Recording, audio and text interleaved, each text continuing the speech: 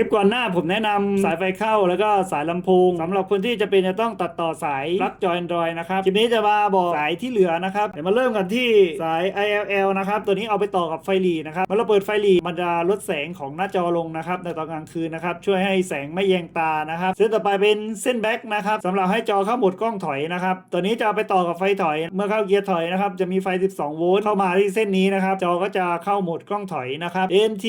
ตัวนี้ย่อมาจาก Antenna นะครับตัวนี้จะเป็นไฟ12โวลต์สำหรับตัวขยายสัญญาณซึ่งต้องใช้ไฟเลี้ยงนะครับก็เอาสายไปต่อกับตัวขยายสัญญาณวิทยุนะครับคีย์1คีย์2ตัวนี้สำหรับปุ่มคอนโทรลพวงมาลัยนะครับสามารถเลือกใช้เส้นใดเส้นหนึ่งก็ได้นะครับ1เส้นจะรับได้5หน้าที่นะครับ2เส้นก็ได้ถึง10หน้าที่นะครับ